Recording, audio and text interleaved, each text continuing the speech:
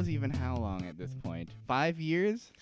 That's the idea of the whole episode today. Whoa! Time travel is what the show Lost is about. The show Lost is a show, you might think it's a show about an island, but this week it's a show about times traveling. Which is one of the big themes of the show, as I've discovered watching it. Yes. And one of the big themes of our lives is we travel through time in a straight direction. We travel through time forward 1 second at a time.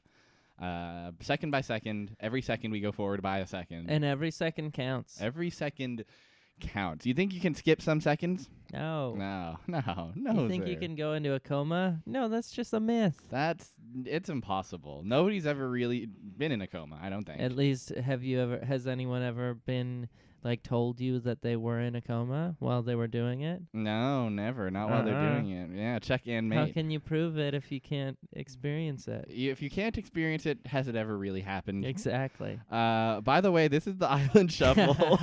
It's our first episode in a month, and we're glad to be back in the saddle. My name's Bean. My name's James. And together we watch Lost in the wrong order. And this week we watched an episode of Lost, as we do every week. Yeah, we watched Season 4, Episode 5, The Constant, and it was actually good. It was good, my man. It was a good TV. So we were hanging out with Desmond today. Today is a hangout with Desmond sort of deal. Desmond has a big issue. Desmond has a big problem. Do you want to just start from the toppy top and go forward? Let's go from the very tip. Normally we bounce back. We do the present and we do the past separately. But these are so interconnected. We can't. There's no other way to do it. Yeah. So the lads. By the lads, I mean, of course, Desmond, our friend. Saeed, a cool guy, and Frank, old dirty shirt. Lapidus, dirty shirt Lapidus, everyone's favorite. They're flying a helicopter through the sky. What sky? We don't quite know because it's been so long since we've seen the show. I think it's the same one. You think it's the same one? It's probably the same one. Well, it's the night sky. That's true. It is. I guess someone got knighted while we were away. So something really funny happens right away, which is that a storm starts happening. A storm comes literally out of nowhere. Big ol' storm. Frank just keeps beelining through the storm. Saeed says, "Hey, why are you flying directly into the thunderstorm?" Good question. Frank replies, "Just let me do my job." Good answer. Great answer. Thank you, Frank, for your succinct lifestyle choices. Yeah. Well, that's a interesting way to put that. Especially whenever his lifestyle choices, to me, I guess they are succinct. I guess because he chooses not to wash a shirt and whatnot. He chooses to pilot a helicopter. That's the most succinct thing you can do in your life. But yeah, I guess his whole life is succinct. He doesn't seem to spend a lot of time doing anything. But you need him to pilot, boy. Let me tell you. Yeah, he is. That's sort of that's how he identifies. He later gets his whole outfit changed to fully identify as a pilot. Just to make it absolutely clear that there's nothing else about him. So he's flying through the storm, and they start hitting some turbulence, and they go, "Uh-oh, everybody, hold on!" And Desmond grabs his seat. And then smash cut to Desmond grabbing a different kind of seat, a long seat. Some call it a bed. A bed, yeah, a big old bed. A big old bed. And he's not alone in this bedroom. It's a big bedroom full of other soldiers. A yelly man. A yelly man is yelling at him. And he's going, "Get up off of that thing. And take till you feel better." And so he actually, is a military man, and he's shouting very funny military things. He's British, and he shouts, "On your sodding feet," and he says sodding a lot. Yeah, he loves to say sodding. He loves to say sodding, and Desmond is very disoriented. Desmond, all the other soldiers are standing. Desmond's still laying in bed, and the drill man is like, "What's taking you so bloody sodding long to get up?" Which is a good question. And guess what? Desmond's answer is, "I was having a dream. It felt really real, and I was on a helicopter." Fair, good answer. Fair enough answer. And then the military man says something really, really funny to me. He says, Well, at least it was a bloody military dream. Yeah, good response by the military man. Thank you, military man. He knows, yeah, even in your sleep, you're still a soldier, Desmond. You're a soldier. You got to be a soldier in your dreams. If you join the military, you're a soldier at all times. But then, in the waking realm and the dreams realm. And after death, I imagine, as well. Yes, you got to be a soldier up in heaven or hell. In heaven or hell, and you fight for your team? You fight for your team? If you go to hell, you got to fight heaven. You have to fight heaven. You lose every time. You're going to take... That's a big L that you're going to take. You know what? This is still what Lost is about. We're still talking about our favorite show, thankfully. But the military man, even though Desmond's dream is a military dream, in theory, it's not really. There's a helicopter. Yeah, the military man goes, but you and all your friends need to do twice as much this morning out in the rain. Because of how you screwed up. Military life, haha. And then they're all doing crunches in the mud and the rain. It's so muddy and rainy. It's so gross and muddy and rainy.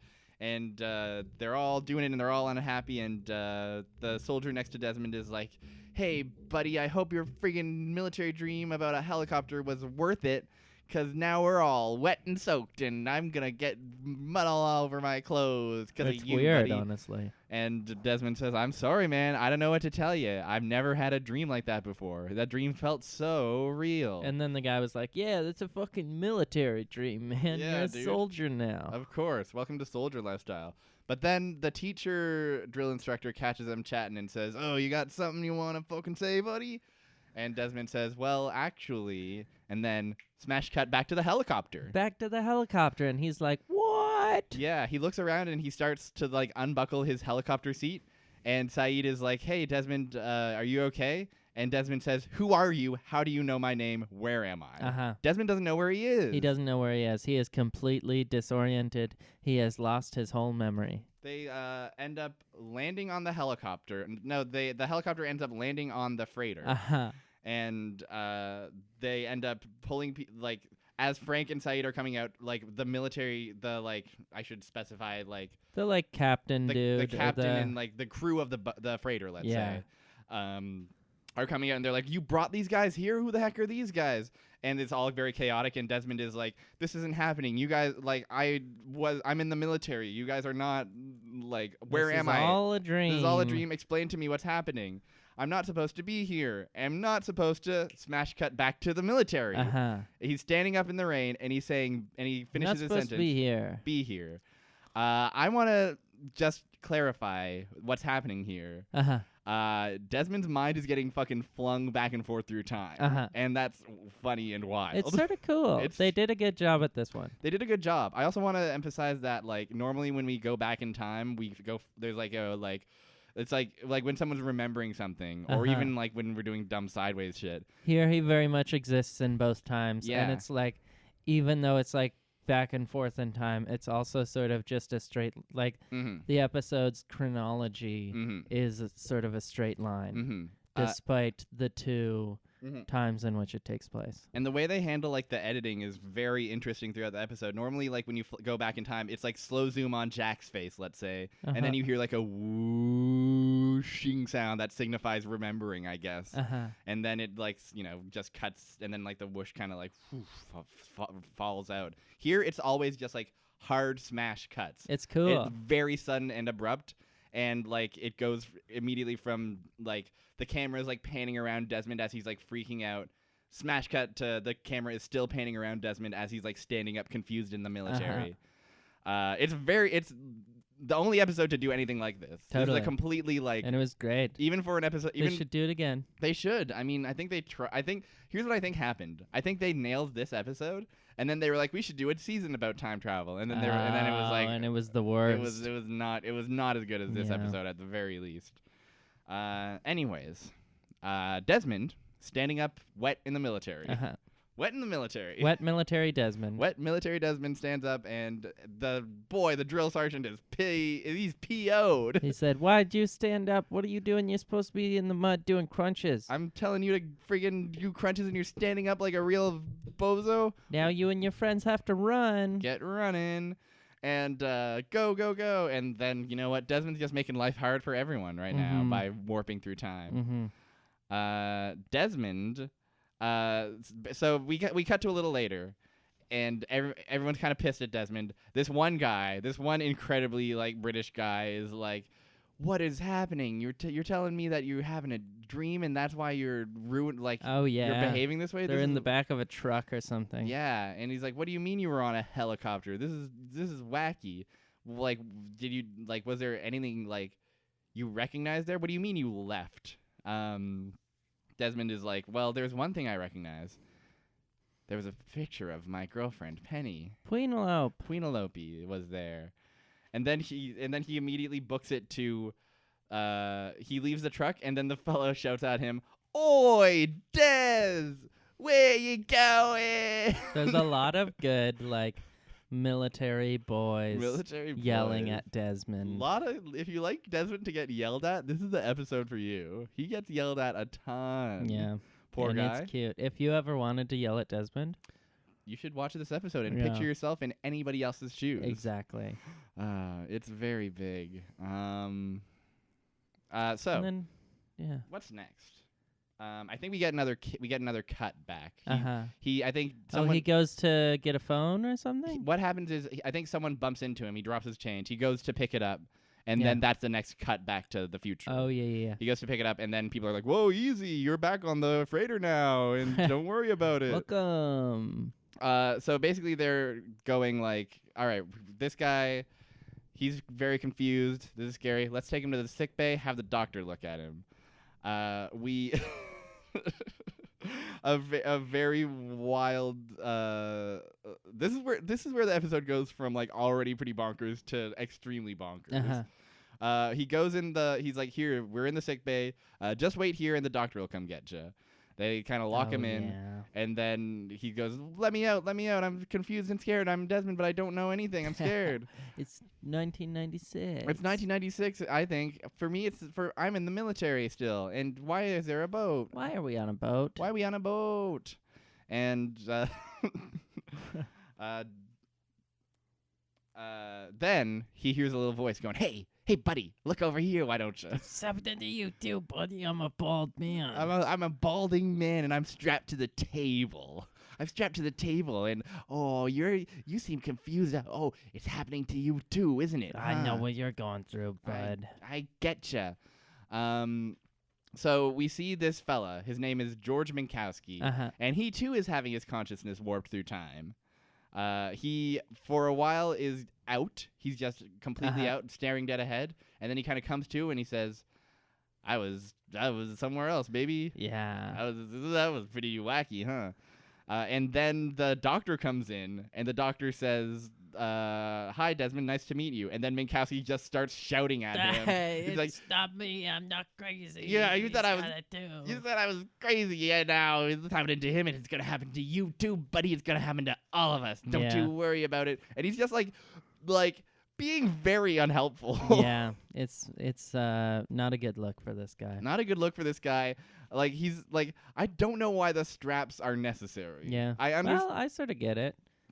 Yeah. He's like fully like just. No, I guess no. You're right. He's like got like 3 belts on him. He's like laid to the table, like they're going to like torture him or something. It looks fucked. I guess. Yeah. I wonder what he was trying to do, because whenever he's not traveling back in time, he seems very like to have his wits about himself. He seems chill until Ray comes in and he just starts like rambling and being like, "Yeah, I told you I'm not crazy." He just keeps trying to kill this doctor. I think so. He has a big vendetta against the doctor. And to be fair, the doctor does jam him with a syringe. Yeah. And knocks him out.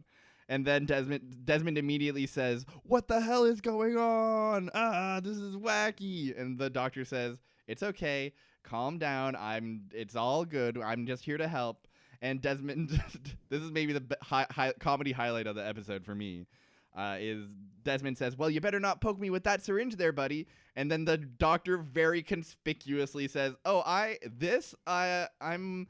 I'm not gonna poke you with anything," and then sets the syringe down. Like, clearly was like... That was his whole intention. He was wholly going to fucking try to poke Desmond. He was stoked to poke. This guy, stoked to poke, dude.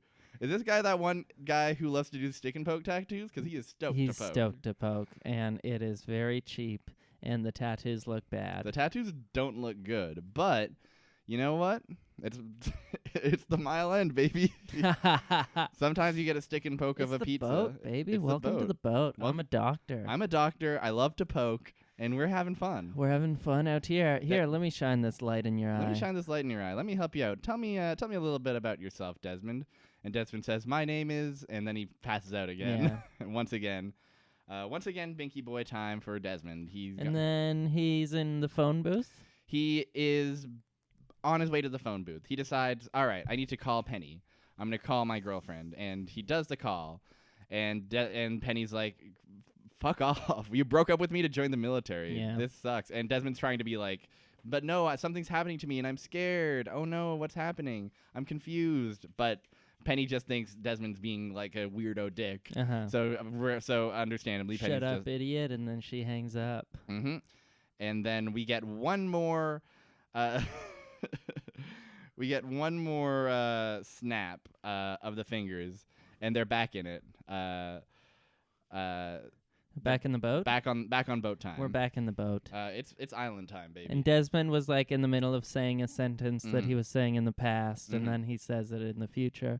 Then the doctor's like, "Oh, did you go somewhere?" Yeah. And then Lapidus comes. Lapidus and Saeed come through, and they lock the door behind them, and they say, "Listen, we've got a phone. This guy needs to talk to Daniel Faraday, who's back on the island." And Ray's like, well, friggin' no, he can't. He's my patient. I want to poke him with a syringe. I'm the doctor, you get out of here, Lapidus. Why'd you bring a stranger into my house? You bring a stranger into my house? This guy? And Saeed strong arms the doctor and says, no. And then the doctor hits an alarm, and suddenly it's going bam, bam, bam. And it's everything. Everybody's all screaming and chaotic, and it's wacky. And through all this, Desmond is trying to talk to Daniel Faraday on the phone. On one of those big, not smartphones, but like those bricks. Satellite phone. The satellite phone. That's exactly right. And Daniel Faraday is saying, like, hi, Desmond, it's me, Daniel Faraday. We met. You don't remember that. You're going through time. What year do you think it is? It's 1996. Here's what I need you to do. Here's how we can help you. Go back in time to Oxford, Tennessee. Oxford, Tennessee. Oxford, Tennessee. No, or rather Oxford, England, I guess. Oxford University. Oxford University. Go back to Oxford University. I'm going to be there. I'm going to be young. Here's some numbers to tell me in the past. We can help you. And also, if I don't believe it, here's another thing. Say you know about Eloise. Yeah. And Desmond's like, what? I can't really hear you at all. I'm going to write down the numbers. Oh, gosh.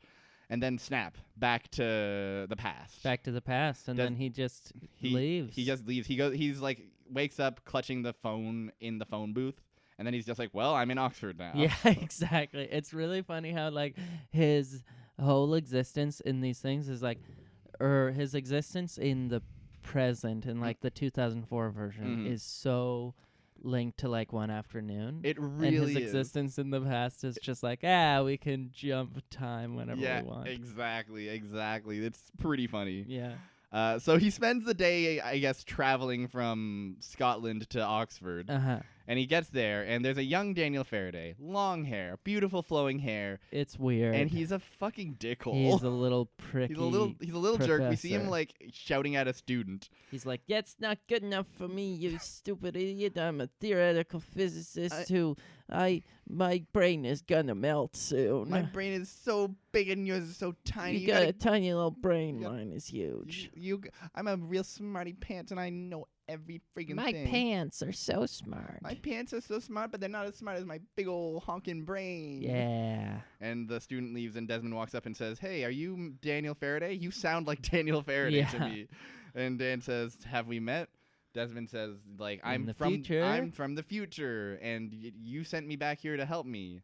Daniel brings up a very good point, which is, why didn't I just help you in the future? Why am I putting you through the headache of time travel? Smart ass Daniel. Smart ass Daniel is like, oh, this must be one of my fucking dumbass colleagues must be pulling a funny prank on me. Well, I don't like jokes. I hate this. I'm serious and smart, and I hate jokes, and you, sir, are joking to me. And then Desmond's like, numbers. Here's the numbers you told me. And Daniel says, you how the frick do you know about numbers? And then I'm Desmond the only goes, I know about Eloise. I'm the only person who can count on numbers. My brain's smart, and yours is not that Desmond smart. knows it's something point some 2 point something something something and 11 hertz. And 11 hertz, and then he says, I know about Eloise. And then Daniel immediately is convinced. Young Follow Daniel, me. follow me. And he takes him to a lab. Follow me, everything is alright.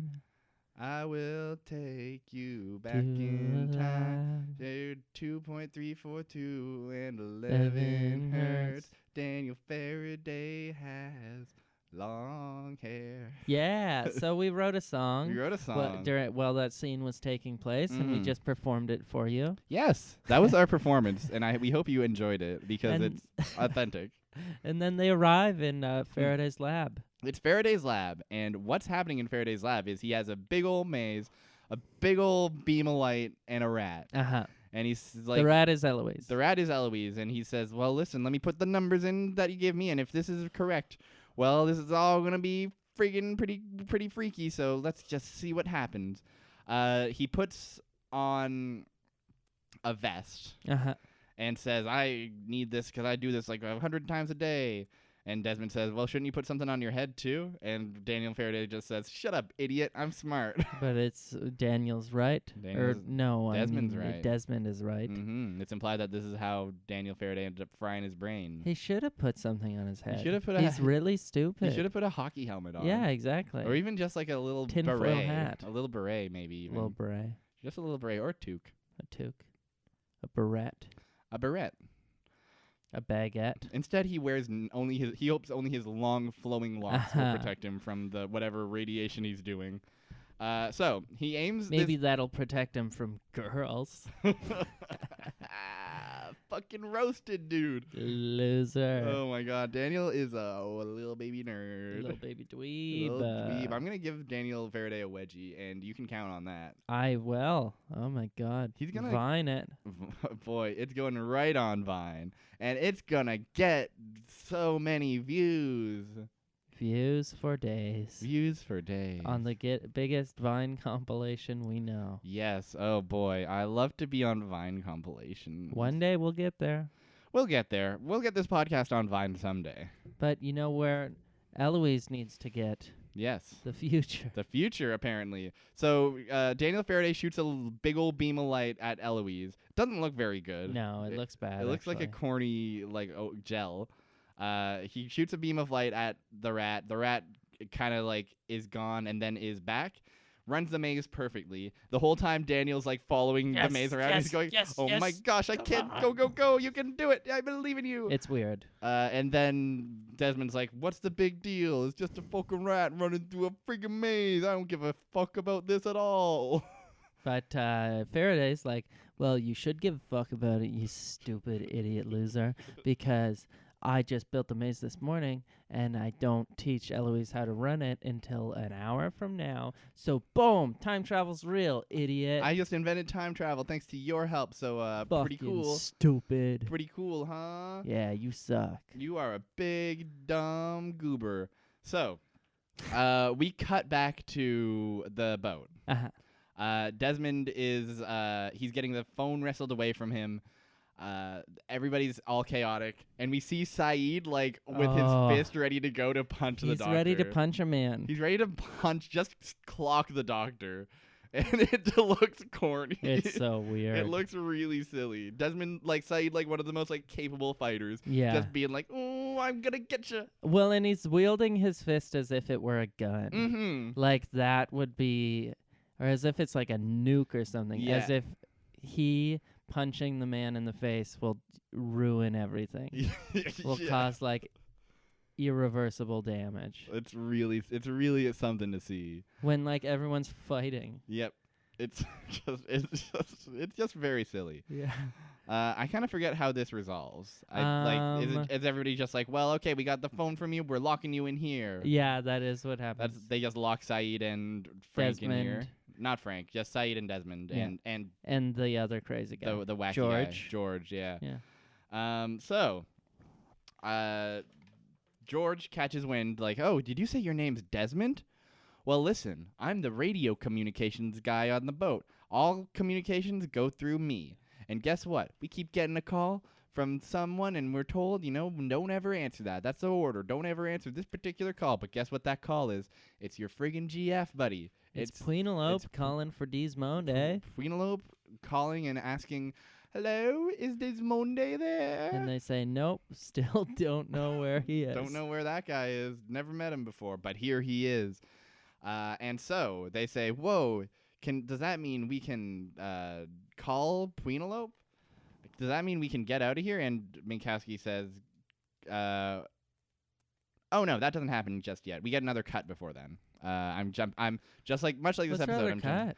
The next cut is he's still in the fucking thing. He's still in Daniel Faraday's Eloise is lab. Dead. Eloise has died, and Daniel's like, I guess her brain short circuited from going through time. Desmond says, is that gonna happen to me? Faraday says, I don't know, buddy. It's all pretty news to me. And then Daniel kind of lays out theory. Lays out some science for us, some hard cold facts.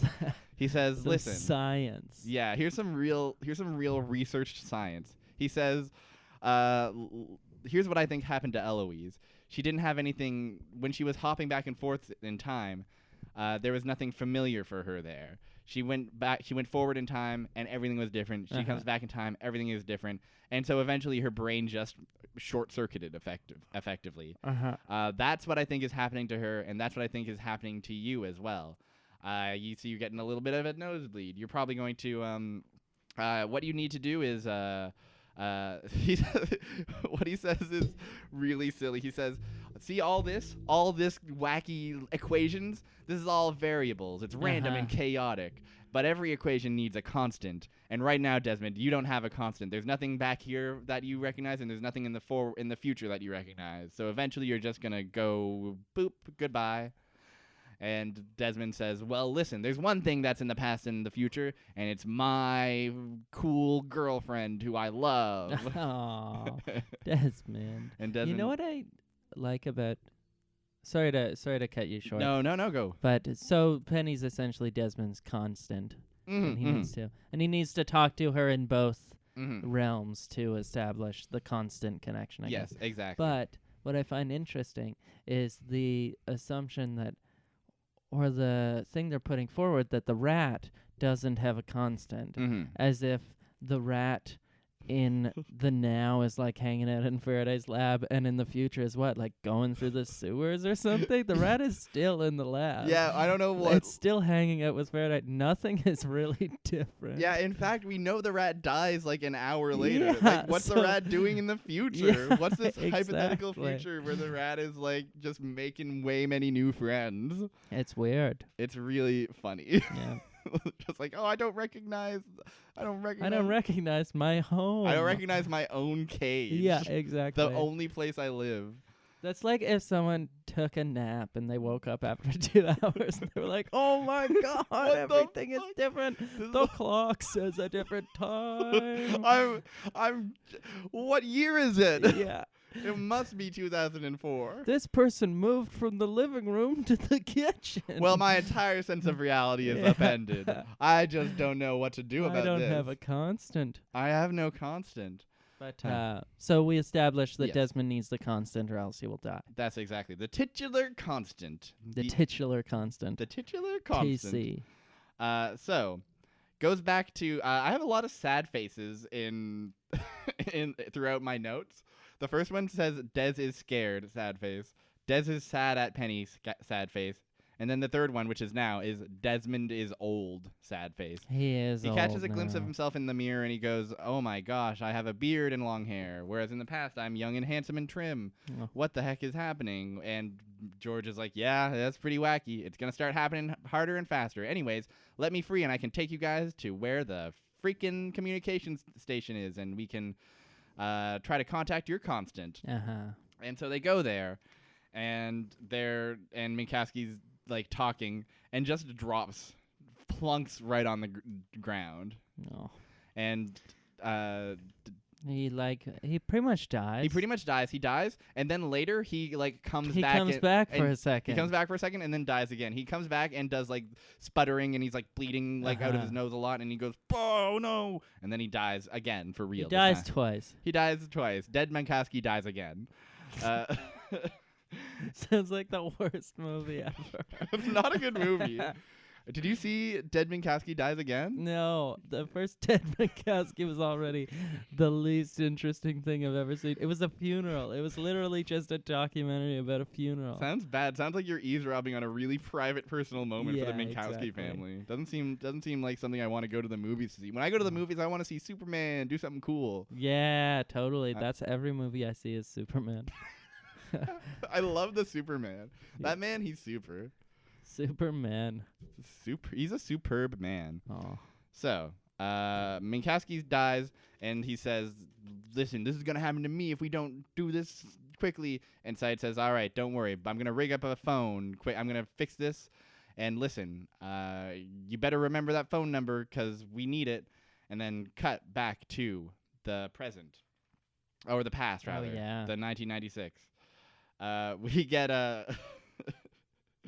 An auction. We get an auction is what we get. Desmond basically says, "All right, time to find my constant. I tries calling Penny. Penny's number is disconnected. So it goes to an auction. Who's at this auction?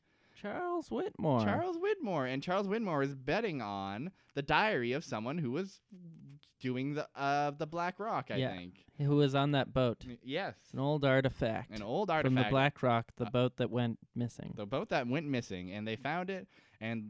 Or all they found was this ledger. It was found in like Madagascar years later. Yes, and so Whitmore is bidding on it because he presumably wants to find as much dirt on the island as he wants.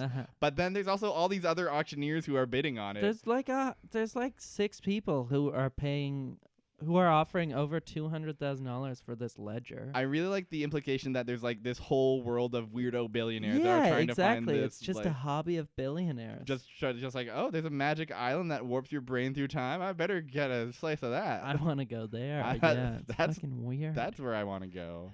When everyone knows it's a lot cheaper to just buy a ticket for Oceanic Flight 815. Mm-hmm. They should have thought of that. That's what they should have done. Oceanic Flight 48, 15, 16, 23, 42. Yeah, any of those will do the trick. Yeah. Just do anything. Just take any form of transport that has any of the numbers, and then Jacob will fucking figure it out. Bring you. Jacob will get you. Jacob's got you, dude. He succeeds at this auction and then goes back and sees, oh, hey, Desmond, what's up? Walk with me. And then the next scene is Desmond patiently watching Charles Whitmore take a cool piss. Yeah, he pees. He pisses in a urinal, and Desmond is just like standing there watching him do that, which is very wild to me. Like, I get that Whitmore's a dick, but like this like goes beyond. It's cool. I think it's cool. It's a power move. It's a heck of a power move. Come watch me pee. Yes. And then they have a conversation. Yes. And we'll say the conversation. But then he does another power move after. Yes. That's cool, too. It's very cool. Whitmore is super cool. Yeah. Number one cool guy, Whitmore. He says, once you're done watching me piss, let's talk about why you're here. And Desmond says, I need Penny's address. I need you to tell me how to get in touch with Penny. And Charles Whitmore just kind of roasts him and says, you abandoned her and you were shitty to her. So... and Desmond says, well, why do you hate me so much, Mr. Whitmore? Why do you friggin' hate me so much? And Whitmore says, listen, I don't hate you. It's my daughter that hates you. Here's her address. She'll tell you herself. And then he leaves the bathroom and leaves the water running in the sink. He leaves the water running in the sink. Which is very wacky. It's cool. So he wants to make Desmond turn off his sinky water. That's mean. It was, yeah. Man, rich people, dude. They're on another level. They're trying to harvest electromagnetism, time travel powers from a mysterious moving island. Trying to buy a book. Leaving the water running. It's ridiculous. What kind of a lifestyle? You think Jeff Bezos is trying to find the island? Yes, I do, actually. I hope and Elon Musk. Elon Musk's trying to find the island. And the guy from Virgin owns the island. Oh, he does. It's his. That's how we haven't talked about the finale yet, but that's the finale. That's what happens. He buys the island. Jack sells Jack says, "Screw this island. I'm selling it and making my getaway." And Mr. Virgin comes along and says, Name your price. And he fills out a check, and then that's the end of the episode. Name your price. Iconic moment in Lost history is Awful. I love it. Is when Jack names his price. Jack goes on Shark Tank, right? Is he? I hope so. Yeah. Jack goes on Shark Tank and he tries to sell Echo's Bible stick. They say, "What is the business purpose of this?" And he says, "Looks pretty cool, huh?" Yeah, you can beat the shit out of someone with it. Yeah, it's a tool of violence, but also has the Bible on it, so it's kind of like it makes you really think. Yeah, this is the stick that turns drug dealers into priests. That's what it does. Is that not enough for you? Is that not enough? And not for Mark Cuban, it's not. No, it's never it's enough. Marco Cubano. That's him. Marco Polo? No, who's Los Pollos Hermanos. that? Now we're just saying some stuff. Now we're Ah. just saying some Breaking Bad references. What's the chicken joint that Hurley owns? Oh shit! Like, I want to say like Clux something, Mr. Clux, I think. Something like that. Something like that. It's good. It's good. I'd eat there. I would eat there. I am definitely craving some fried chicken. Me too. You want to get some fried chicken? Yeah, let's go. Well, I only eat at Los Pollos Hermanos and Mr. Clux. Okay. Yeah, you only only ones that are owned by an alternate timeline philanthropist. Yes. And also a massive criminal drug organizer. Yeah, I mostly I'm gonna be honest. The Los Pollos Hermanos one is because I don't really like chicken that much, but Yeah. I love meth. Oh boy. Well, then you're gonna love it when the biggest meth dealer in town sits down, and the manager talks to him and says drug deal stuff to him. Drug deal. Yes, I will. Yep. You're gonna hear that and you're gonna go, wow, this is cool. This is I better not order anything. Yeah. Then my brother-in-law, the DEA agent, gets involved. He's gonna get involved and he's gonna say, what the heck is going on? Sup with this BS. Looks like this chicken shack's really broken bad. Yeah. And then he goes and puts on his sunglasses and does a spin But around. oink. He does a big jump and somersaults into the sky. Yeah. It's a good show. Great show. You should watch it. I mean, people talk about the golden age of television. Nothing beats the scene in Breaking Bad when Hank says "badoink" and then and then somersaults into the sky after he realizes Walt is his brother-in-law is the kingpin he's been searching for this whole time. we all remember the moment, just iconic TV moment. What were we talking about? We were talking about the show Breaking Bad, which is similar to the show Lost. How'd we get? Okay, so Whitmore made. That was it. Yeah. Whitmore made Desmond turn off a tap. Yeah, and then Desmond tries to turn off the tap, and then boop, back in the present, and says, "Oh no, I still don't remember the number. Oh no!" But then he goes back to the past, and he wakes up and says, "All right, time Let's to go. Let's go see Penny. Let's go see Penny." And he knocks on the friggin' door and says. The door of Penny and says, "Hey, Penny, it's me, Desmond." And Penny says, "I'm friggin' changed my address and number so that you would not do this, so that you couldn't find me. I don't want to see you, Desmond. I'm not impressed. Goodbye." And Desmond says, wait, listen. And then we get like a pretty fucking good scene of Desmond being like, "I know I fucked up. I know I ruined everything. And I know this doesn't make sense because it doesn't make sense to me, but I need your phone number because I need to call you in 8 years." And Penny's like, "That's completely bonkers. How do I know you're not going to call me like tomorrow? How do I know you're not going to call me tonight?" And Desmond's like teary-eyed and saying like, "I won't call you ever until 8 years. Christmas Day 2004. Christmas Eve, Even 2004. That's when I will call you. You can't change your number. Just please give me your number." And Penny's just like, "If I give you the number, will you leave?" Yeah. And Desmond says yes, and Penny gives him the number. And he leaves. He leaves. He's like slamming on the door and being like, you gotta do it. You gotta believe me. I'm not crazy, Penny. You gotta believe me. And then boop, back in the present. And and in the present, Saeed's like, "What's that number, you idiot?" Hey, you don't remember the number? Give me the. I got the whole phone rigged up. Don't know how much long the battery's gonna The last. battery's gonna die. The battery's gonna die. You need What's to give me the the number right number? now. And Dude, call her. Just call her, dude. Call yeah, her. Yeah, this is what happens is Saeed puts his hand on his shoulder and says, "Call her, dude. Dude, call her. Go to her. What are you waiting for?" You need to go to her, dude. Every woman I ever loved got killed. So you gotta follow your heart, dude. You gotta follow your heart. Until the lady that you love gets killed. Go to her. The only way to be sad is when your lady dies. Yeah, so you gotta be sad later. You gotta be sad later. Go to her. And he does. He phones her. He phones her, and boy, this is the scene everyone remembers from the episode. Yeah. Because it's just a teary-eyed, fucked-up-looking Desmond, and and it's like ringing. It rings. I want to say it rings for like a full minute. While. It rings for a fucking long time, and then it clicks, and it's Penny, and Desmond's just like, "Oh my God, is that you? I can't believe it." And they're just like teary-eyed. They're both like just like bawling. Uh-huh. They're both like it's really fucking super well acted. They're like crying, and they're just like, "I love you. I can't believe you really called me 8 years later. That's so wacky." And Desmond is like, we also learn that Desmond is like Penny's just like, "I've been searching for you for 3 years. Where are you?" And Desmond gets his faculties back. He goes, "Oh, I've been on an island for years now. I'm right now on a freighter. So clearly this call has worked. He's done it. He's talked to his constant in the past and the present, and so now he's better." And it's a hell of a scene. It's good. It's good. It's a beautiful scene. It's a beautiful scene. It's like and this is Penny's like decked out Christmas style. Penny has a big old Christmas tree just to make it extra like fucking like I don't even know what. And this is a good example of like what they stopped doing later, where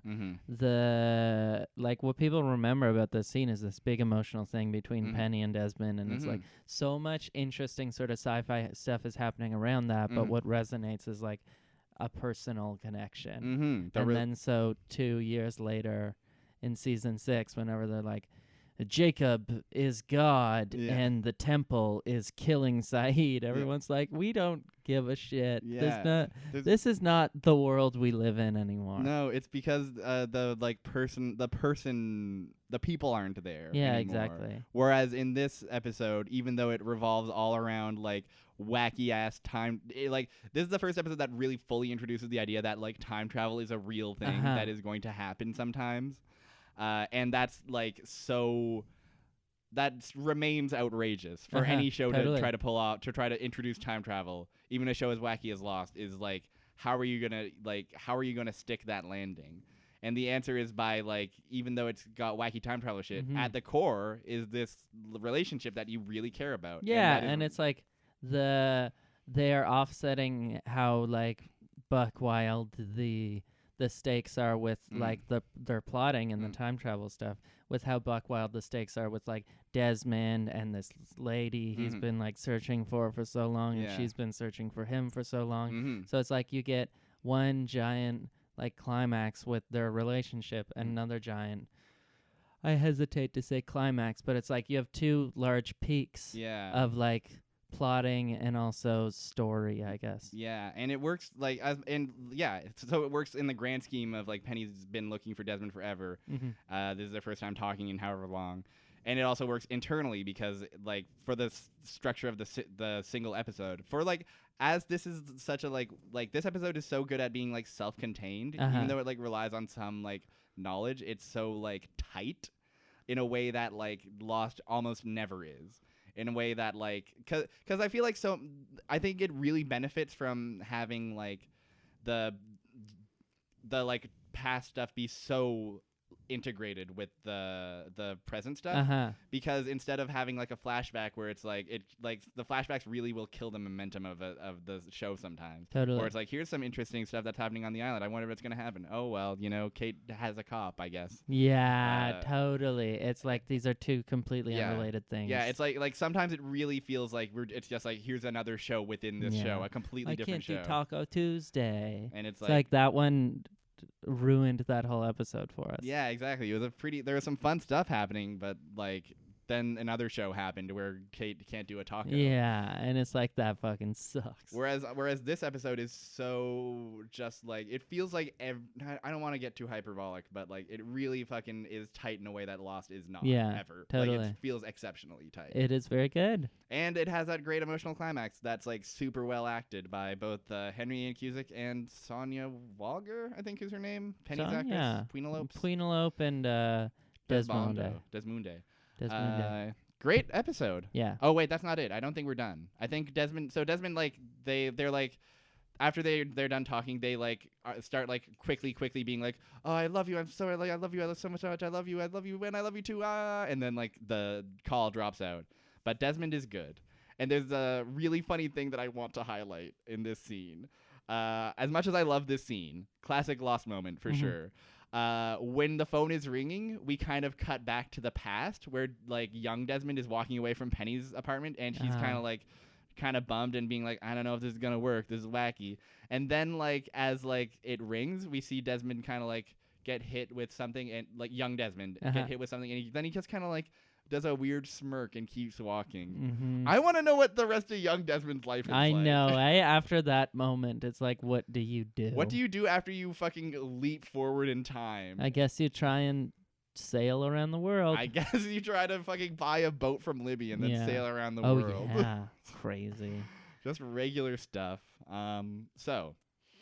Desmond says, thanks, Saeed, for your help. I recognize you again. We're friends, and I love it. The final scene of the show is Daniel Faraday flipping through his notebooks, and he sees a little note that says, if anything goes wrong, Desmond Hume will be my constant, and that's the cliffhanger we end on. Great episode. This episode, like, we love it, but also it's a very acclaimed episode as well. It's so acclaimed, in fact. I want to mention that there was a list that I think The Ringer did earlier this year that was basically their like 100 favorite episodes since the year 2000. 100 favorite episodes of the century so far of just all television. And their number one episode was The Constant. No way. Indeed. So this is the best episode of Lost. There's definitely a strong case to be made for this to be the like best episode of Lost. Oh, that's cool. Because it's tight in a way that none of the other episodes are. Yeah. It's so like just like crisp and contained, even though it also is incredibly silly. It really is. Like, I remember like most of season 4 was like pretty cranked, and I was like, I don't know about this show anymore. And then The Constant happened, and I was like, oh, this is like them doing all their shit and it working. Exactly. This is like I don't like it. It's just I love this episode. It's cool. Great. Well, I have a couple questions for you. Me and the people at lostpedia.fandom.com. Oh, yes. Well, to see this, I know this episode probably raised a lot of questions, right? And I'm just wondering if we ever get answers to these questions. Do you want a question? Please ask me a question. What is the nature of the island's time dilation? Fucks them up really proper. Boy, I'm really interested to hear if there's like a concrete fucking paragraph. It's weird. It is caused by a heavy amount of exotic matter in the island, which produces a Casimir effect encompassing the island's electromagnetic radius, affecting the island's sense of space-time. That's better than I thought it would be, honestly. Yeah. I definitely thought it was going to be way more just like, there's a light. Yeah. Who knows? At least it's not like ambiguous. Yeah, exactly. Unknown. What are Kimi and Omar's jobs on the freighter mission? They're soldiers, aren't they? Yeah, they're mercenaries.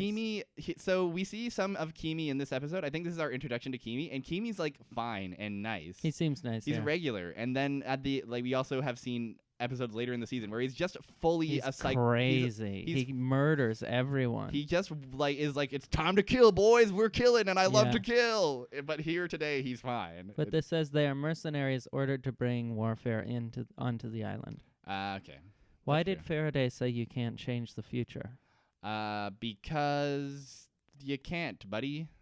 Yeah, Faraday has learned through his study of physics that whatever happened, happened, Yes. and time can't be changed. That's Although Desmond is a mild exception to this rule. I like the term mild I to love downplay the words exception to this rule. Yeah, that's really good. I love a good mild exception. Who opened the door to let Desmond and Saeed out? Oh, yes, that's right. That would have been Michael, wouldn't it Yeah, have it was been? Michael. Yeah, we know Michael's the friend on the boat. Why did Charles Widmore bid on the Black Rock Journal? 'Cause he wants to fucking take a vacay on the island, Yeah. dude. How does Penny know about the island and Desmond's presence on it? That I don't remember. Unanswered. And then they say it seems like it's because she's Whitmore's daughter. But That makes sense to me. yeah. These are all sensible questions with sensible-ish enough answers. Yeah, this is fine. Yeah. This is the last one. What was the significance of Faraday's writing that Desmond would be his own constant? Oh, shit. This. I'm going to guess that this is an ambiguous one. I remember them not following up on this. Faraday's encounter with Desmond bolstered his time travel studies, and he determined that Desmond was uniquely, miraculously special, and that the normal rule of time didn't apply to him. Although technically a different matter, Faraday later turned to Desmond for help in stabilizing the island's time flashes. So that's weird. Pretty convoluted. That doesn't feel like an answer to me. No, not to me either, but Are you telling is their answer to the question the question? I think Yes. that's what it is. that is what it is. That's what they've done? All right. You know what that is to me? What's that? That's random. That's just random. That's just chaotic. Like variables, it's chaotic. And speaking of variables, what do you say you go to the variables.com? Wait a second. Variables.com, our favorite variable number generator. We No, loved- random.org. You know Yes. it. You love it. Random.org. Oh, High-speed delivery of random numbers. love just random chaos. I put in 1 to 60, and I got 42. 42. Let's take a look at what 42 has to offer. 42. Okay, we're going. Hope you like time travel because we're going back to season 5. Okay. This is season 5, episode 5. The title is "This Place Is Death." Sounds fun to me. Sounds fun to me. It's a Sun and Jin episode. We're gonna see Sun and Jin, and they're gonna be hanging out, having fun, Drinking gin in the sun. Honestly, all I want to do is drink gin in the sun. I want a gin in the sun. Gonna drink gin and sun. Gin, to sun, gin, gin, sun. Oh, that's the show. My friends, it's good to be back. It's good to be back. Thank you for having us on your iPod devices, on your iPod Touch, your iPod Shuffles, your iPod Nanos, iPod Classic. your iPod Classic, your iPod Go-Go, your iPod Twisty, your iPad Air, iPad Mini. and of course, your iPad Microsoft. Everyone's Your favorite device. Microsoft Pad. I love Microsoft's pad. What do you say we do the classic wrap-up things? Yeah. Gosh, I've got to shake off Been the a old rust while. on this one. It's Yeah. been a minute. So, social media stuff. I've been Bean. You can follow me at Barrier Trio. You can follow James Brown at James Brown, or visit his comings and goings at jamesbrown.space. That's space. He's got a lot of irons in the fire. It's another podcast called Lovable Favorites. He's got a local show in Montreal called Squad Laughs that happens every month or so. None this month, but next month probably. Next month, yeah. Next month, I reckon. Yeah. One just happened, and then in January we'll do it again. Oh, boy. I'm ready for that. I love to laugh. Me too. Then you can follow the show at facebook.com/The Island Shuffle, or you can follow us on Twitter at Island Shuffle, where for updates on our latest eps and all kinds of funny lost shenanigans. If you want to see a single pic from the show, then you should follow those those accounts. Lastly, I will say give us a friggin' rating on iTunes or whatever if you want. That'd be cool. That'd be nice. And we also wanted to shout out the Noisepace.xyz network, which we are hosted upon. Featuring all kinds of great podcasts. In our time that we left, there are 2 new podcasts that have joined the fray. It's popping off. Topping off, we've got Fear Baiting, which is a horror movie podcast from a queer perspective. And we've also got The Wonder Years, which is an Animorphs podcast. Aww. So it's never been a better time to listen to Noisepace.xyz and all of the related podcasts that are on there, because it's good. Cool. It's good stuff. That's the show. I'm pretty sure I'm not missing anything. That's the whole spiel. We've done it. We've been here. I've been Bean. I've been Jalen. Thank you so much for listening to our little